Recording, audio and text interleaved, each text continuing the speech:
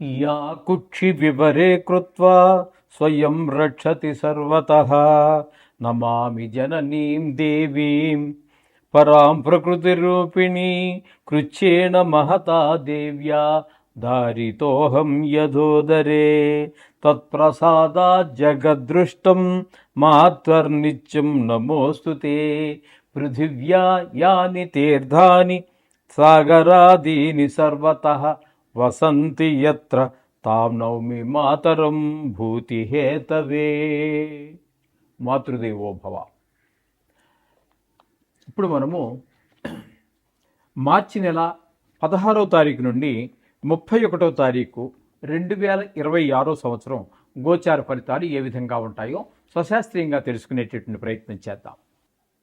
మీనరాశి వారికి మార్చి నెల 2026 సంవత్సరంలో 16వ తారీఖు నుంచి 31వ తారీఖు వరకు గోచార ఫలితాలు ఏ విధంగా ఉన్నాయి, ఏ విధమైన జాగ్రత్తలు తీసుకోవాలి ప్రతికూలంగా ఉన్నటువంటి వారికి గ్రహాలకు అనేటువంటి విషయాన్ని మనం సశాస్త్రీయంగా తెలుసుకునే ప్రయత్నం చేద్దాము. ఇందులో నా కవిత్వం కానీ నా పైత్యం కానీ ఏమీ ఉండవండి. శాస్త్రం ఎంతవరకు చెప్పిందో అంతవరకు మాత్రమే చెప్పడం జరుగుతూ ఉంటుంది. కాబట్టి మీరు జాగ్రత్తగా వినండి. ఇక్కడ మీనరాశి వారికి జన్మంలోనే 3 గ్రహాల యొక్క సంచారం జరుగుతూ ఉన్నది. ఒకటి శని భగవానుడు, అంటే జన్మంలోనే శని అన్నట్టయితే దీన్ని ఏలినాటి శనిలో తనుభావంలోనే ఉన్నారు కాబట్టి అక్కడ ముఖ్యంగా ప్రవర్తన బాగుండదు, ఏ పని ముందుకు వెళ్ళదు, చేద్దాం చూద్దాం అన్నట్టుగానే ఉంటుంది. అలా జరిగిపోతూ ఉంటుంది కాలం, కానీ పని మాత్రం ముందుకు వెళ్ళినటువంటి పరిస్థితి.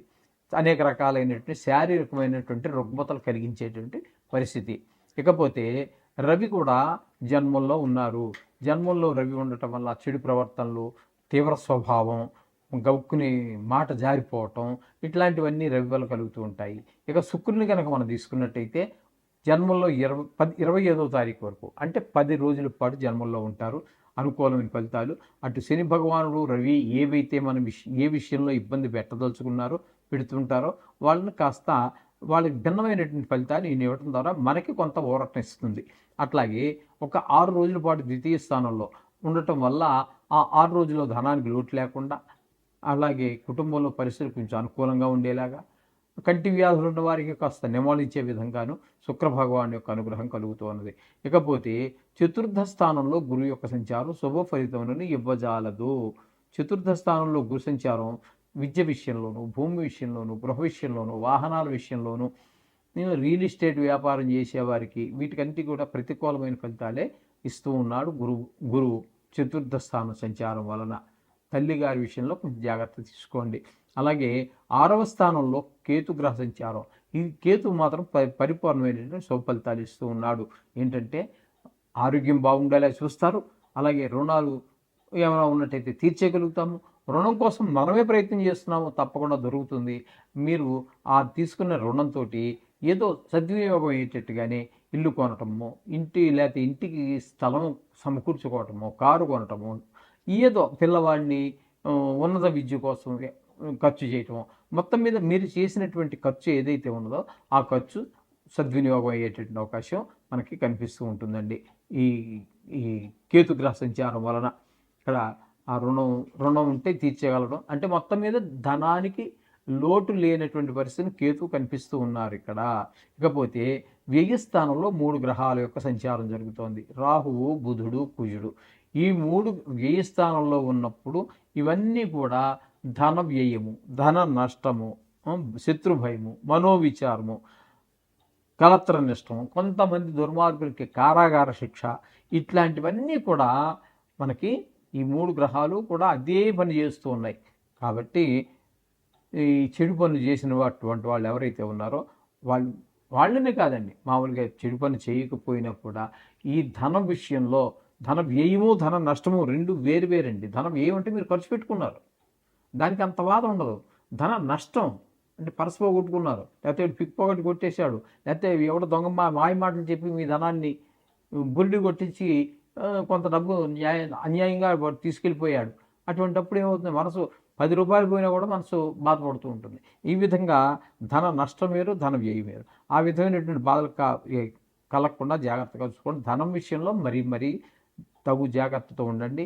ఎక్కడా మీరు వాళ్ళకి హామీ, వీడు నా చిన్నప్పటి నుంచి నాతో చదువుకున్నాడు, లేకపోతే నాతో పాటు 5 ఏళ్ళు ఉద్యోగం చేశాడు, ఇటువంటివేమీ మనసులో పెట్టుకోవద్దండి. ఎవరికి మీరు హామీలు అవి ఉండవద్దు. అట్లాంటివి చేస్తే ఆయన హ్యాపీగానే ఉంటాడు. మీరు ఎవరి కోసమైతే మీరు హామీ తీసుకున్నారో ఆయన హ్యాపీగా ఉంటాడు. మీరు మాత్రం మునిగిపోవడం గ్యారంటీ. కాబట్టి అటువంటి హామీలు ఎవ్వరికీ ఉండవద్దు. అర్థమైంది కదండి.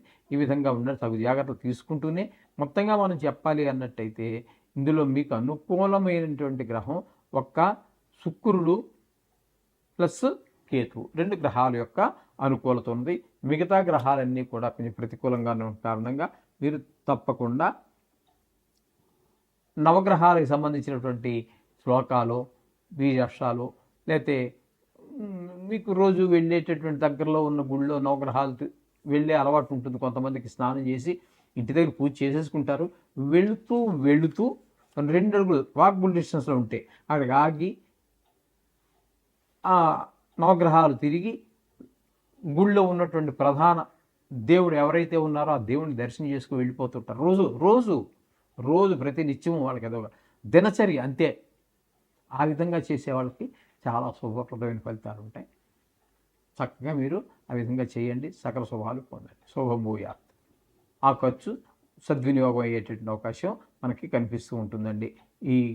ఈ కేతుగ్రహ సంచారం వలన ఇక్కడ ఆ రుణం ఉంటే తీర్చేయగలడం అంటే మొత్తం మీద ధనానికి లోటు లేనటువంటి పరిస్థితిని కేతు కనిపిస్తూ ఉన్నారు ఇక్కడ. ఇకపోతే వ్యయ స్థానంలో 3 గ్రహాల యొక్క సంచారం జరుగుతోంది. రాహువు, బుధుడు, కుజుడు. ఈ 3 వ్యయ స్థానంలో ఉన్నప్పుడు ఇవన్నీ కూడా ధన వ్యయము, ధన నష్టము, శత్రుభయము, మనోవిచారము, కలత్ర నష్టము, కొంతమంది దుర్మార్గులకి కారాగార శిక్ష, ఇట్లాంటివన్నీ కూడా మనకి ఈ 3 గ్రహాలు కూడా అదే పని చేస్తూ ఉన్నాయి. కాబట్టి ఈ చెడు పనులు చేసిన అటువంటి వాళ్ళు ఎవరైతే ఉన్నారో వాళ్ళనే కాదండి, మామూలుగా చెడు పని చేయకపోయినా కూడా ఈ ధనం విషయంలో ధన వ్యయము, ధన నష్టము 2 వేరువేరండి. ధనం వ్యయం అంటే మీరు ఖర్చు పెట్టుకున్నారు, దానికి అంత బాధ ఉండదు. ధన నష్టం అంటే పర్సు పోగొట్టుకున్నారు, లేకపోతే పిక్ పాకెట్ కొట్టేశాడు, లేకపోతే ఎవడో దొంగ మాయ మాటలు చెప్పి మీ ధనాన్ని బురిడి కొట్టించి కొంత డబ్బు అన్యాయంగా తీసుకెళ్ళిపోయాడు. అటువంటిప్పుడు ఏమవుతుంది, మనసు 10 రూపాయలు పోయినా కూడా మనసు బాధపడుతూ ఉంటుంది. ఈ విధంగా ధన నష్టం వేరు, ధన వ్యయం వేరు. ఆ విధమైనటువంటి బాధలు కలగకుండా జాగ్రత్తగా చూసుకోండి. ధనం విషయంలో మరీ తగు జాగ్రత్తతో ఉండండి. ఎక్కడా మీరు వాళ్ళకి హామీ, వీడు నా చిన్నప్పటి నుంచి నాతో చదువుకున్నాడు, లేకపోతే నాతో పాటు 5 ఏళ్ళు ఉద్యోగం చేశాడు, ఇటువంటివేమీ మనసులో పెట్టుకోవద్దండి. ఎవరికి మీరు హామీలు అవి ఉండవద్దు. అట్లాంటివి చేస్తే ఆయన హ్యాపీగానే ఉంటాడు. మీరు ఎవరి కోసమైతే మీరు హామీ తీసుకున్నారో ఆయన హ్యాపీగా ఉంటాడు. మీరు మాత్రం మునిగిపోవడం గ్యారంటీ. కాబట్టి అటువంటి హామీలు ఎవ్వరికీ ఉండవద్దు. అర్థమైంది కదండి. ఈ విధంగా ఉండాలి. తగు జాగ్రత్తలు తీసుకుంటూనే మొత్తంగా మనం చెప్పాలి అన్నట్టయితే ఇందులో మీకు అనుకూలమైనటువంటి గ్రహం ఒక్క శుక్రుడు ప్లస్ కేతువు 2 గ్రహాల యొక్క అనుకూలత ఉంది. మిగతా గ్రహాలన్నీ కూడా కొంచెం ప్రతికూలంగా ఉన్న కారణంగా మీరు తప్పకుండా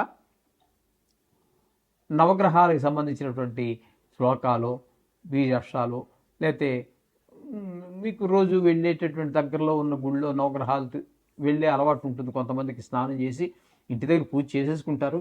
వెళుతూ 2 అడుగులు వాక్బుల్ డిస్టెన్స్లో ఉంటే అక్కడికి ఆగి ఆ నవగ్రహాలు తిరిగి గుళ్ళో ఉన్నటువంటి ప్రధాన దేవుడు ఎవరైతే ఉన్నారో ఆ దేవుడిని దర్శనం చేసుకుని వెళ్ళిపోతుంటారు. రోజు ప్రతి నిత్యం వాళ్ళకి ఏదో దినచర్య అంతే. ఆ విధంగా చేసే వాళ్ళకి చాలా శుభప్రదమైన ఫలితాలు ఉంటాయి. చక్కగా మీరు ఆ విధంగా చేయండి. సకల శుభాలు పొందండి. శుభభూయాత్.